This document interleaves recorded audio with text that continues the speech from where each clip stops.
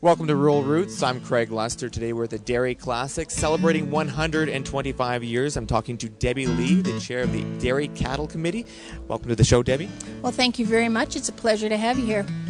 Debbie, what goes into a show like this? Well, this show takes months of hard work involved getting the participants, the exhibitors ready, making sure that we find some sponsorship, and getting it all into place. The hard work is done by the exhibitors who work really hard to bring their cattle here. Even this year we had people that did not make it because of blizzards, bad weather, so in the spring you never know what the weather's going to do and it can throw a hitch in your show, but for the most part people try their best to get to the show. Now, they're called super cows. When I hear the word super cow, the first thing I think of is a cow entering in with a cape on. Now, they don't have capes. What makes them so impressive? Well, some of these cows give phenomenal amounts of milk, but they're not just milk cows, they also are perfect or as close to perfect in their body conformation.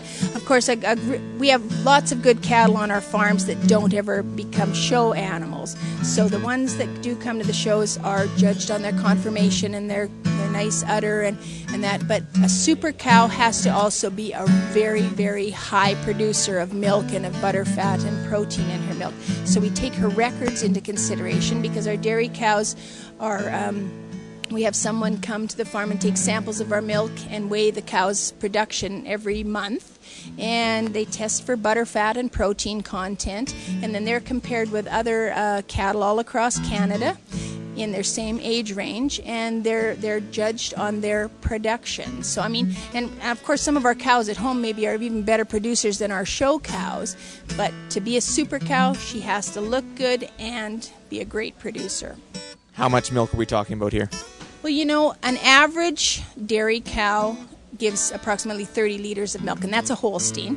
Jersey's is a little bit less than that, but that's the average. Some of our great producing cows, we have cows producing 75 liters of milk a day at least, and higher protein and butter fat, which is, of course, the cream in the milk.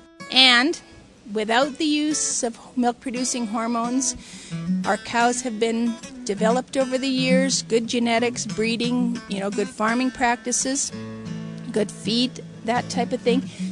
Then they have been selected to produce more milk. And these genetics are a pretty hot commodity on the international market? You betcha. We ship embryos, semen, you know, all kinds of dairy cattle to all different parts of the world. Excellent. Well, thank you so much for your time, Debbie. We've been talking to Debbie Lee, the chair of the committee of the Dairy Cattle Committee. Thank you again, Debbie, for taking time. Thanks for coming out, and we'll hope to see you in the next 125. Great. For Rural Roots, I'm Craig Lester, getting to the stem and meat of agriculture.